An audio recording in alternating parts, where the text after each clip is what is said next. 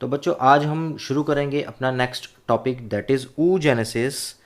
तो oogenesis का मतलब है the development of egg, the development of female gamete. तो बच्चों एक्चुअली शुरुआत होती है ऊगोनिया से। ऊगोनिया सेल्स जो होते हैं वो बिफोर बर्थ बहुत सारे मिलियंस के नंबर में बने होते हैं, दे आर इन मिलियंस। तो होता क्या है कि ये मिलियंस बने तो होते हैं, लेकिन एक्चुअली ये बर्थ के पहले की हम बात कर रहे हैं। तो होता क्या है कि इनमें हो जाती है माइटोसिस। ठीक है जी, माइटोसिस होने की वजह से इनका नंबर एक बार और बढ़ जाता है और इनका नाम हम दे देते हैं प्राइमरी oocytes। ठीक है जी, प्राइमरी oocytes। तो ये बर्थ के पहले ही बने हैं। जब भी कोई फीमेल चाइल्ड बर्थ लेती है उससे पहले ही ये सेल्स बने हुए होते हैं। तो इसके आगे का स्टेप क्या होगा? जैसे बच्चों हमने मेल रिप्रोडक्शन या मेल रिप्रोडक्टिव सिस्टम या गैमेटोजेनेसिस में किया था, वहाँ पे 3 स्टेप्स होते थे। सिमिलरली वही 3 स्टेप्स यहाँ पे भी होंगे। तो फर्स्ट स्टेप होगा मल्टीप्लिकेशन फेस, तो हमने वहाँ पे भी यही पढ़ा था सेम। दूसरा स्टेप होता था हमारा ग्रोथ फेस और थर्ड फेस होता था हमारा मैच्योरेशन फेस। वही सेम तीनों के तीनों स्टेप यहाँ पे भी सेम ही रहेंगे। तो बच्चों शुरुआत कहाँ से होगी? शुरुआत होगी ऊगोनिया से। हमने पहले ही ऊगोनिया डिस्कस यहाँ पे कर लिया था और माइटोसिस भी यहाँ पे हमने डिस्कस कर ली थी कि माइटोसिस के उससे उसका नंबर इंक्रीज होगा। तो यहाँ पे प्राइमरी oocytes जो हैं वो बन जाएंगे, क्योंकि यही बिफोर बर्थ बहुत सारे मिलियंस के नंबर में ये होते हैं। तो ये जो प्राइमरी oocytes होते हैं they are covered by granulosa cells, granulosa cells. ठीक है, तो इस कंडीशन में हम इसे प्राइमरी फॉलिकल भी कह देते हैं। यहाँ तक का स्टेप हमारा हो गया। और हुआ क्या, प्राइमरी oocytes जो है काफ़ी सारे ग्रेनुलोसाइट से कवर होते हैं। मान लीजिए ये एक ऊगोनिया सेल है, ठीक है जी, प्राइमरी oocyte सेल बना उससे। उसके बाद इसके अराउंड मान लीजिए छोटे छोटे ग्रेन्युलोसा सेल्स बहुत सारे ढेर सारे आ गए। तो ये क्या बन गया इस टाइम पे? ये प्राइमरी फॉलिकल बन जाएगा। अब होगा क्या, ये प्राइमरी फॉलिकल जो कि लार्ज नंबर में होंगे, लार्ज नंबर ऑफ फॉलिकल्स, ठीक है, ये बहुत सारे होंगे। इनमें से बहुत सारे जो होंगे वो डीजनरेट हो जाएंगे। ठीक है जी, डीजनरेट कब होंगे, कहाँ होंगे? ये डीजनरेट होंगे प्यूबर्टी के टाइम आते आते। फीमेल प्यूबर्टी एज कितनी होती है? 11-12 साल। तो मैंने जो लास्ट वीडियो में भी आपके साथ डिस्कस किया था कि ये एज अब कम हो गई है। तो मान लीजिए 11-12 साल की एज में प्यूबर्टी आ रही है। तो होगा क्या कि बर्थ के पहले ये प्राइमरी oocytes मिलियन के नंबर में थे, लेकिन जैसे जैसे बर्थ के बाद प्यूबर्टी आती जाएगी इनमें से बहुत सारे ढेर सारे जो फॉलिकल्स होंगे वो डीजनरेट होते जाएंगे और एट लास्ट ये बचेंगे कितने? ये सिर्फ बचेंगे 60,000-80,000 ओनली। मतलब at the time of puberty when a female will get mature, sexually mature, she will get only 60 to 80,000 of these follicles। तो इस टाइम पे अब हम इन्हें प्राइमरी फॉलिकल्स कह सकते हैं। ठीक है जी, तो सिर्फ 80,000 फॉलिकल्स बचेंगे। अब यही वो 60 टू 80,000 फॉलिकल्स होंगे जो फीमेल अपने नेक्स्ट रिप्रोडक्टिव साइकिल्स में लेके जाएगी। मतलब आगे अपनी एज, अपने थ्रू आउट लाइफ वो इन्हें यूज़ करेगी। अब सेकंड स्टेप आ गया हमारे पास यहाँ पे, ग्रोथ फेस। ठीक है जी, हम शुरुआत कहाँ से की थी? 60 टू 80,000 प्राइमरी फॉलिकल से। ठीक है, यहाँ प्राइमरी oocytes हम जिन्हें कह सकते हैं। तो ये हम शुरू करेंगे यहाँ पे प्राइमरी oocytes से। ठीक है, जो कि 60 टू 80,000 बच गए थे प्यूबर्टी तक आते आते। अब होगा क्या, इनमें हो जाएगी मियोसिस, क्योंकि मियोसिस ही ऐसी डिवीजन है जिससे गैमीट्स बनने हैं, तो वो तो ज़रूरी है। अब होगा क्या कि मियोसिस शुरू तो हो जाएगी प्राइमरी oocyte में, बट ये अरेस्ट हो जाएगी। ये अरेस्ट क्यों हो जाएगी, उसके कुछ कारण हैं, वो आगे वीडियो में पता चलेगा आपको।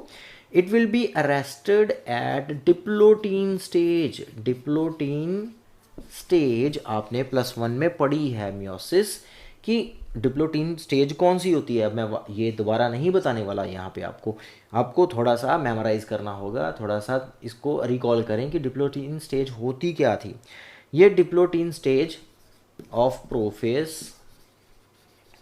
1, इसे हम फर्स्ट रेस्टिंग स्टेज भी कहते हैं। फर्स्ट रेस्टिंग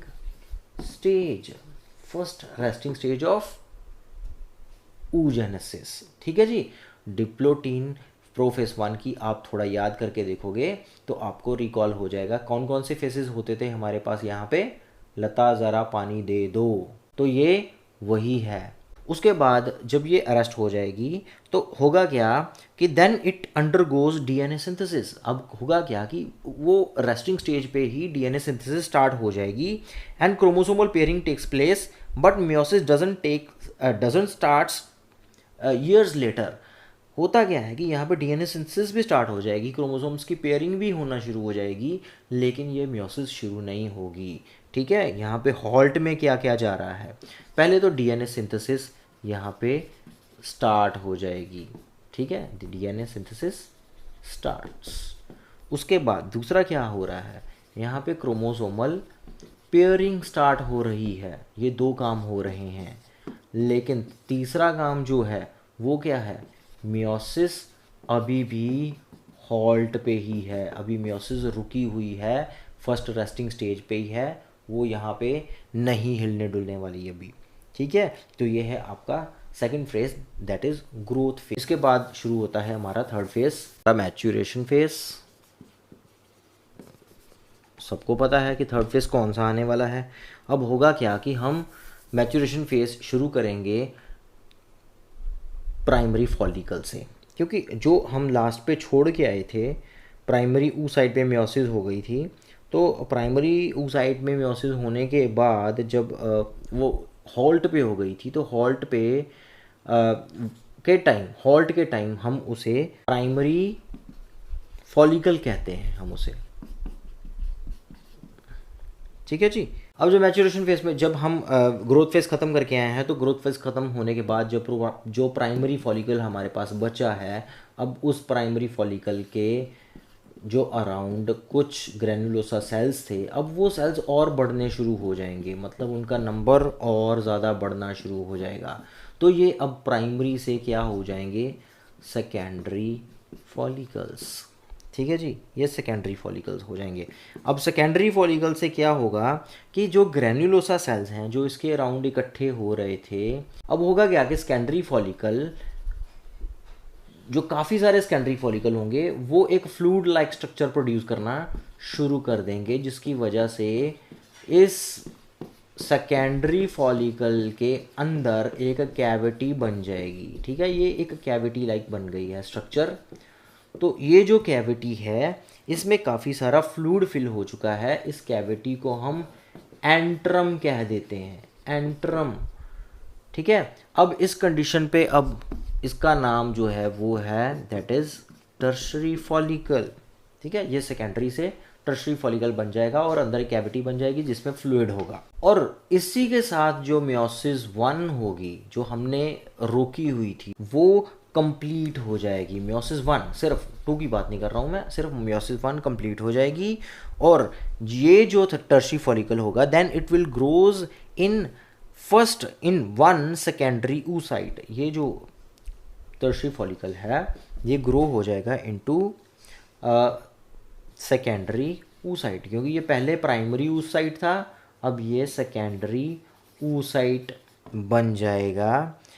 और इसके अलावा क्योंकि मियोसिस 1 कंप्लीट होने के बाद हमेशा 2 सेल्स बनते हैं, तो इस सेल के साथ एक, मैं यहीं पे आपको इंडिकेट कर देता हूँ, तो इस सेल के साथ यहाँ पे एक और सेल बन जाएगा जिसको हम फर्स्ट पोलर बॉडी का नाम भी देंगे। ठीक है, मियोसिस 1 जैसे ही कंप्लीट होगी, एक सेकेंडरी oocyte बन जाएगा और एक पोलर बॉडी बन जाएगी। ठीक है, इसका यहाँ पे इंडिकेशन ये है कि फर्स्ट मियोसिस 1 कंप्लीट हो चुकी है। इस कंडीशन में सेकेंडरी oocyte तो आप इसे कह ही सकते हैं, और इसके अलावा इसका दूसरा नाम है ग्राफियन फॉलिकल। ठीक है जी, ये भी हम काफ़ी जगह पढ़ते हैं, ग्राफियन फॉलिकल इसका दूसरा नाम। तो बच्चों इसी के साथ मैच्योरेशन फेज भी ख़त्म होता है। तो मैच्योरेशन फेज ख़त्म होने के बाद अब होगा क्या, क्योंकि लास्ट स्टेप पे बना दिया था हमने ग्राफियन फॉलिकल, तो ग्राफियन फॉलिकल की अगर हम बात करें तो ग्राफियन फॉलिकल के कुछ यहाँ पे मॉडिफिकेशंस होंगे। होगा क्या कि एक इसके अराउंड लेयर बनेगी जिसका नाम होता है जोना पैल्यूसिडा, काफ़ी इंपॉर्टेंट लेयर है। तो ये इसके अराउंड एक लेयर बननी शुरू हो जाएगी which develops around secondary oocyte, मतलब ग्राफियन फॉलिकल के अराउंड एक लेयर बन जाएगी। मान लीजिए ये एक लेयर बन गई इसके अराउंड, ठीक है। इस लेयर के काफ़ी इंपॉर्टेंट फंक्शंस होते हैं। Secondary oocyte proceeds with meiosis 2। अब अभी तक यहाँ पे म्योसिस 1 कंप्लीट हुई थी, 2 तो शुरू ही नहीं हुई। अब क्या होगा कि यहाँ पे ग्राफियन फॉलिकल में जो म्योसिस 2 है वो शुरू हो जाएगी। Secondary oocyte proceed with meiosis 2 but the division get arrested in metaphase 2। अब होगा क्या कि इसमें म्योसिस 2 स्टार्ट हो गई, मैं शॉर्ट में लिख देता हूँ, म्योसिस 2 स्टार्ट्स, पर होगा क्या, ये फिर से अरेस्ट हो जाएगी। अरेस्ट कब हो जाएगी, ये म्योसिस 2 के मेटाफेज में फिर से अरेस्ट हो जाएगी। ठीक है, मेटाफेज हमने पढ़े थे, P mat, prophase, metaphase, anaphase, telophase. तो मेटाफेज म्योसिस 2 के मेटाफेज में ये फिर से अरेस्ट, ये काफ़ी ज़्यादा इम्पॉर्टेंट है कि ये क्वेश्चन कई बार ऑब्जेक्टिव में आता है कि ये मेटाफेज मतलब म्योसिस के 2 के मेटाफेज में ही जाके क्यों अरेस्ट होती है, उससे पहले या बाद में क्यों नहीं होती। उसका एक रीज़न है, वो मैं आगे चल के आपको बताऊंगा। ठीक है, अब इस स्टेज को हम सेकंड रेस्टिंग स्टेज का नाम भी हमने दिया हुआ है। ठीक है, second resting stage of oogenesis। अब ये यहाँ पे रेस्टिंग में ही रहेगी। कब तक रहेगी, तब तक रहेगी जब तक इस एग की फर्टिलाइजेशन नहीं हो जाती। ठीक है जी। अब नेक्स्ट स्टेप है, नेक्स्ट जो हमारा टॉपिक है that is fertilisation and implantation. हमने जब रिप्रोडक्टिव सिस्टम किया था तो तभी बात करी थी कि semen is discharge near the cervix. Cervix जो है वो रिसीव करता है सीमन को, और उसके बाद जो स्पर्म्स होते हैं वो स्मिक जंक्शन तक पहुंचते हैं और फर्टिलाइजेशन हो जाती है। एग को और स्पर्म को साइमल्टेनियसली वहाँ पे पहुंचना पड़ता है ताकि फर्टिलाइजेशन पॉसिबल हो सके। आफ्टर फर्टिलाइजेशन होता क्या है, जायगोट बनता है, और उसके बाद लेकिन उससे पहले स्पर्म की एक एक्टिवेशन होती है। Sperm is actually not physiologically active before the fertilisation. उससे पहले उसकी एक एक्टिवेशन होनी होती है बाय डिजॉल्विंग इट्स एक्रोसोम। हमने करी थी स्पर्म की डायग्राम, तो उसके जो हेड रीजन था वो हेड रीजन को हम एक्रोसोम कहते थे। एक्रोसोम की डिजॉल्विंग होनी है तभी ये एक्टिवेटेड हो पाएगा, उससे पहले नहीं हो पाएगा। और इस एक्टिवेशन प्रोसेस को हमने यहाँ पे नाम दिया हुआ है कैपेसिटेशन। ये कैपेसिटेशन एक मैमल्स का बड़ा ही कैरेक्टरिस्टिक फीचर है जो कि बहुत इंपॉर्टेंट है, क्योंकि ये सिर्फ होता मैमल्स में ही है। कैपेसिटेशन अगर किसी स्पर्म में हो रही है तो दैट मीन्स कि ये स्पर्म किसी मैमल का है। तो ये जो जैसे ही इसकी कैप डिज़ोल्व होगी दैट मीन्स कि इसके जो एंजाइम्स हैं जो एग की वॉल को डिज़ोल्व करके स्पर्म अंदर एंटर होगा वो रिलीज़ होंगे। जो इसकी डिज़ोल्विंग ऑफ कैप लाइक स्ट्रक्चर है दैट इज़ कॉल्ड कैपेसिटेशन, जिससे स्पर्म एक्टिवेटेड हो जाएगा। अब जो एंजाइम्स होंगे जो ये स्पर्म एग के कांटेक्ट में आने के बाद रिलीज़ करेगा, उसमें कुछ एंजाइम्स हाइड्रोलिटिक एंजाइम्स होते हैं जिसे हम शॉर्ट में लाइसिन्स कह देते हैं।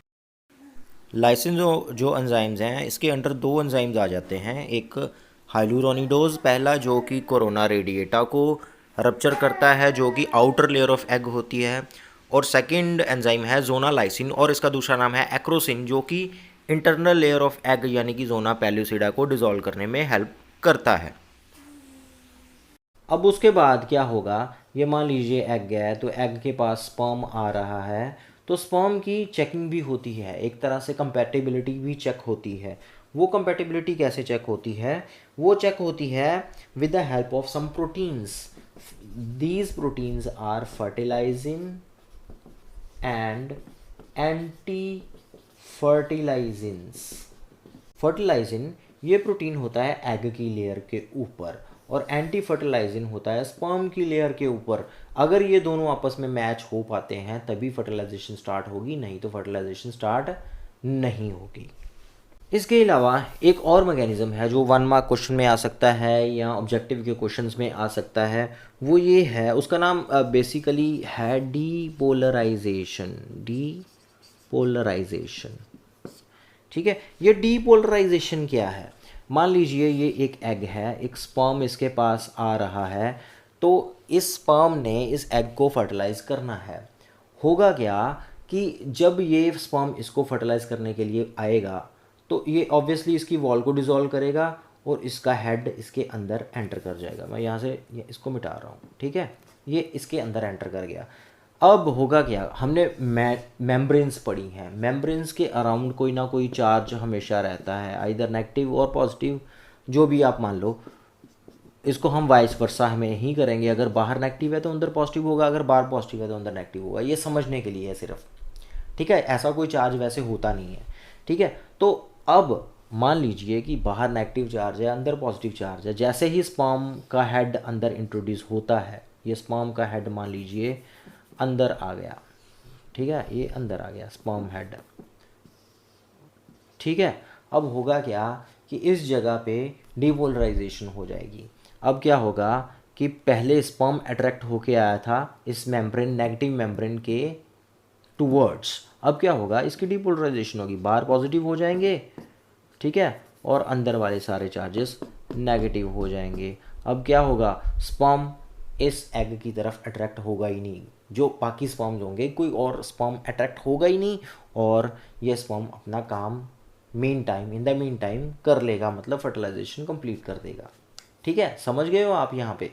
इसका फ़ायदा क्या है? इस डीपोलराइजेशन का फ़ायदा ये है, ये एक प्रोसेस को रोकता है जिसका नाम है पॉलीस्पर्मी।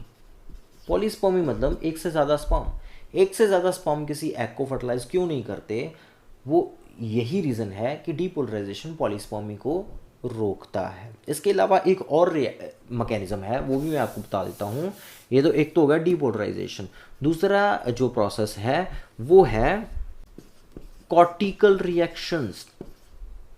कॉर्टिकल रिएक्शन, इस कॉर्टिकल रिएक्शन में क्या होता है, मान लीजिए ये एग है, एग की मेम्ब्रेन के नीचे या एग की वॉल के नीचे एक कुछ छोटे छोटे ग्रैन्यूल्स होते हैं, जिन ग्रैन्यूल्स को हम कॉर्टिकल ग्रैन्यूल्स कहते हैं। Cortical granules. अब होता क्या है, जैसे ही कोई स्पर्म इसके पास आएगा और इंट्रोड्यूस करेगा अंदर, तो उसके बाद क्या होगा, मान लीजिए ये स्पर्म अंदर एंटर कर गया, क्योंकि हेड ही सिर्फ जाता है, बाकी चीज़ें तो सारी बाहर ही रहती हैं, हेड रीजन, ठीक है, टेल वगैरह सारी बाहर ही होती है।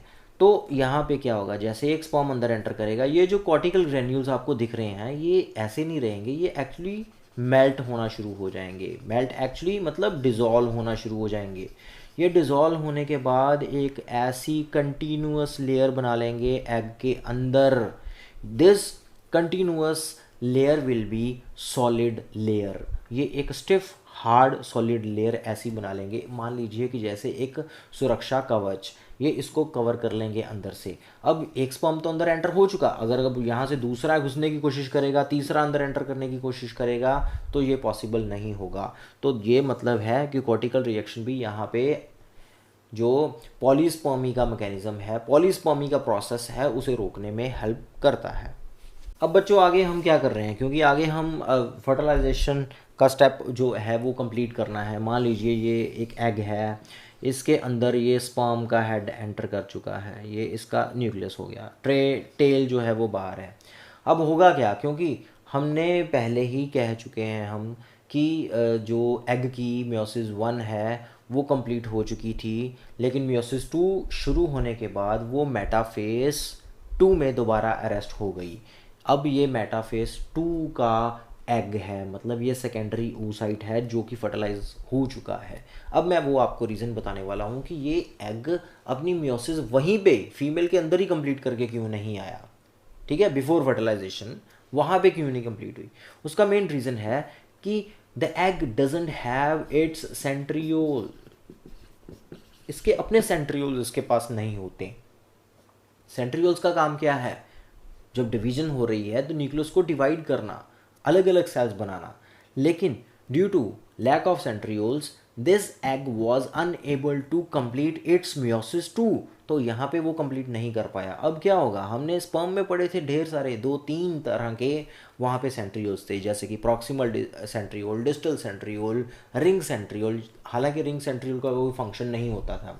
तो यहाँ पे होगा क्या, जैसे ही स्पर्म अंदर फर्टिलाइज कर गया एग को, तो एग क्या करता है, 180 डिग्री पे ये रोटेट कर जाता है। रोटेट मतलब ये जो हेड है ये 180 डिग्री रोटेट कर जाएगा, मतलब कि ये एंटर करने के बाद इसका हेड बिल्कुल रोटेट करके इस साइड पे आ जाएगा।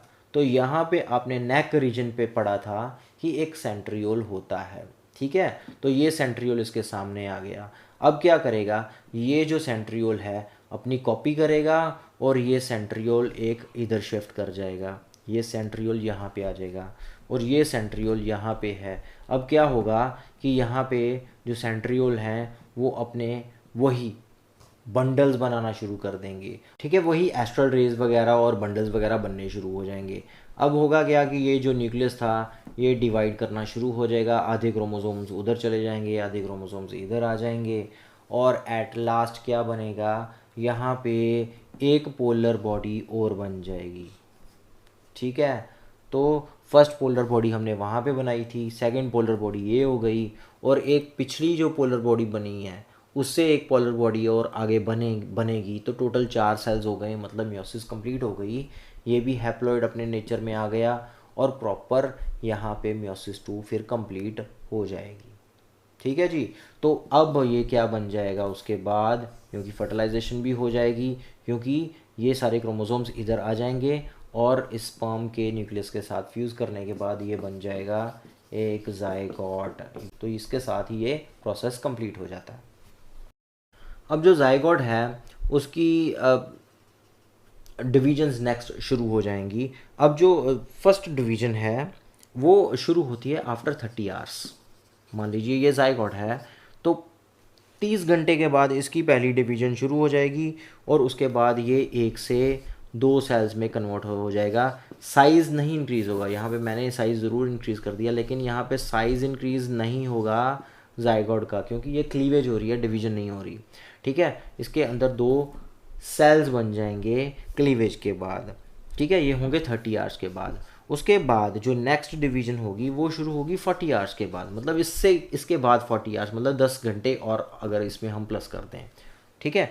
40 आवर्स के बाद इसकी सेकेंड डिवीजन हो जाएगी, मतलब ये अब 2 से टोटल 4 सेल्स बन जाएंगे। इन चारों सेल्स को हम यहाँ पे ब्लास्टोमियर भी कह सकते हैं, ठीक है, ब्लास्टोमियर, क्योंकि अभी ब्लास्टोसिस्ट बनना है आगे जाके इसने।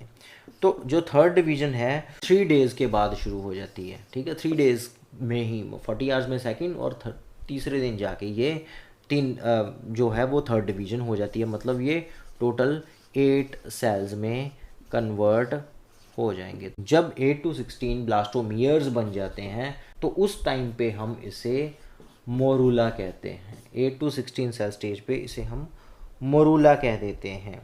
और इसके बाद की स्टेज इसकी ब्लास्टोसिस्ट वाली स्टेज आएगी। अब होगा क्या कि इसके बाद इसमें और सेल्स डिवाइड होने शुरू हो जाएंगे।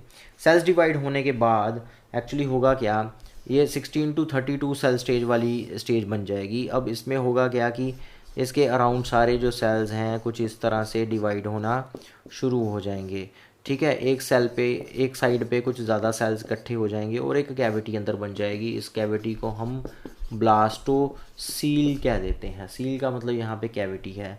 और ये एम्ब्रियो सेल्स हैं, ठीक है, एम्ब्रियो सेल्स या एम्ब्रियोनिक सेल्स, एम्ब्रियो सेल्स लिख देता हूँ मैं यहाँ पे।